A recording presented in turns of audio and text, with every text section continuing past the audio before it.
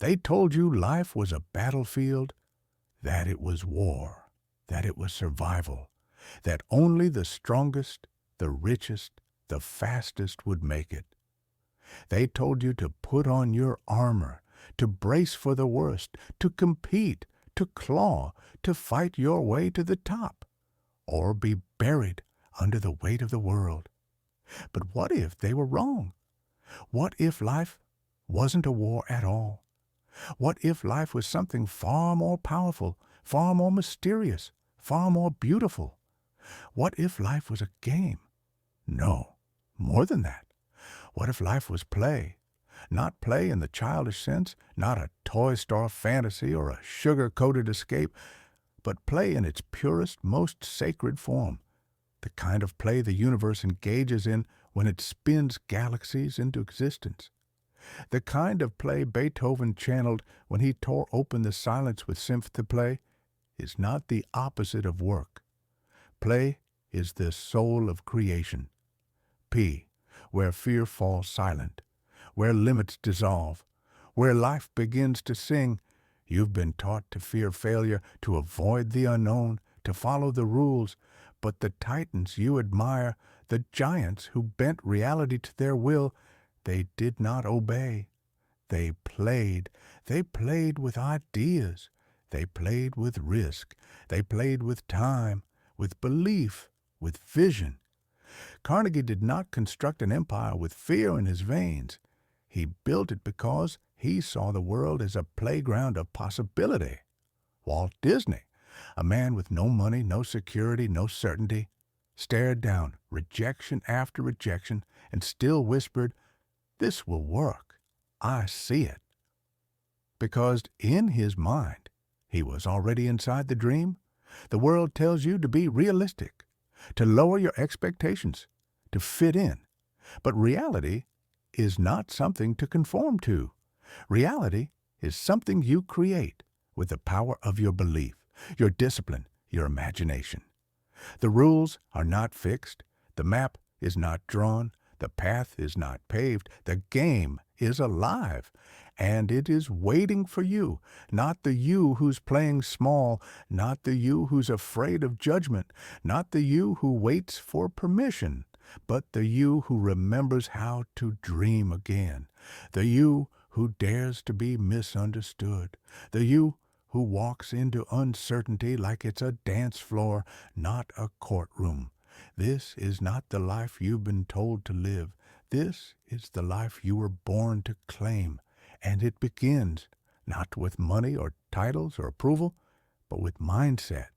Because the most powerful force on earth is not a government, not an army, not even technology.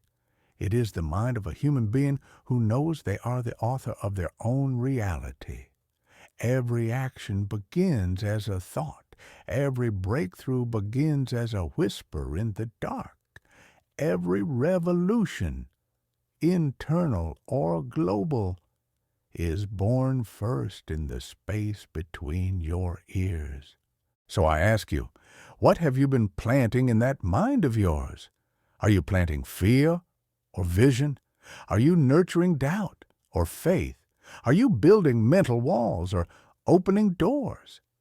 Henry Ford said, "Whether you think you can or you think you can't, you're right." He wasn't being poetic. He was handing you the master key, because belief is not a soft thing. Belief is the engine that drives creation.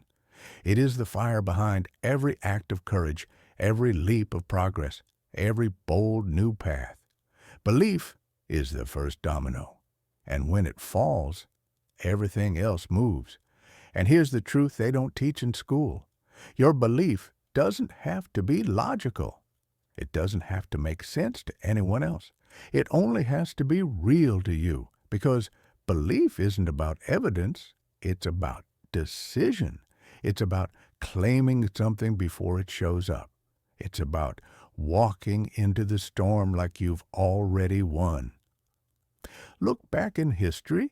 Do you think Thomas Edison had proof that light would come when he flipped a switch? He failed 10,000 times. And each time, He smiled because each failure meant one step closer. He wasn't chasing success. He was playing the game. You are not here to follow the script. You are not here to survive 9 to 5 until the clock runs out. You are not here to obey someone else's version of safety. You are here to create, to explore, to build, to break, to dance, to fall, to rise. You are here to play, but play requires something most people have lost: clarity.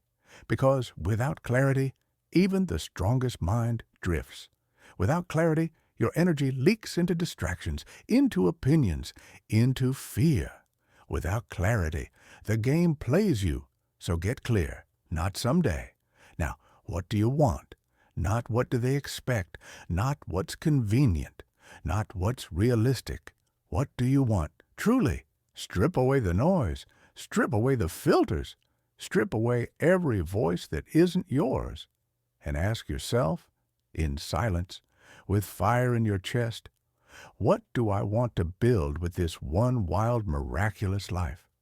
Because if you don't define it, someone else will define it for you. And then you'll wake up one day, successful in all the wrong things, rich in trophies, bankrupt in soul. Clarity is the sword that cuts through confusion. It is the foundation of vision. And vision, that's where life begins to lift off.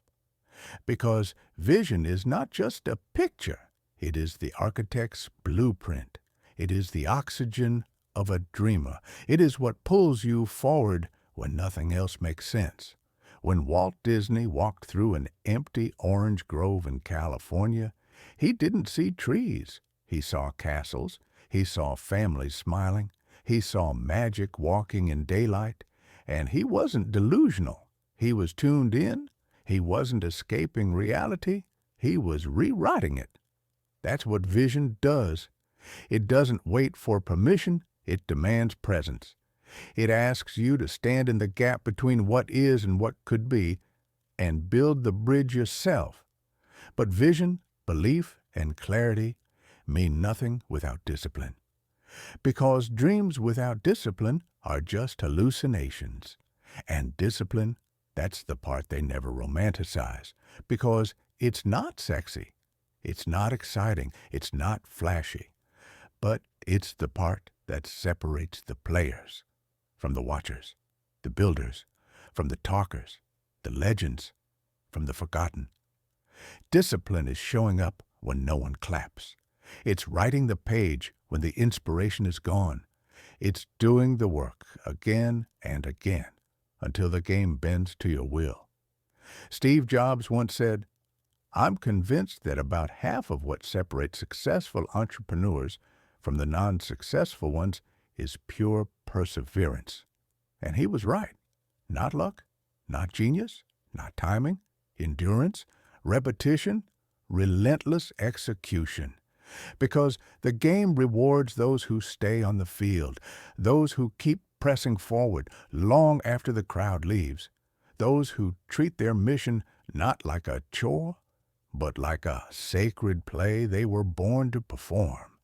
And here's the secret the world doesn't want you to know. Discipline is not punishment. It is liberation. Because when you master your actions, your emotions stop owning you. When you command your habits, your destiny stops being random. When you own your time, the world becomes your canvas. Discipline gives you freedom. It gives you control. It gives you power. And in a world that sells distractions like candy, the rarest, richest man is the one who can focus. So focus, not for a day, not for a week, but as a way of life. Play the game like it matters, because it does.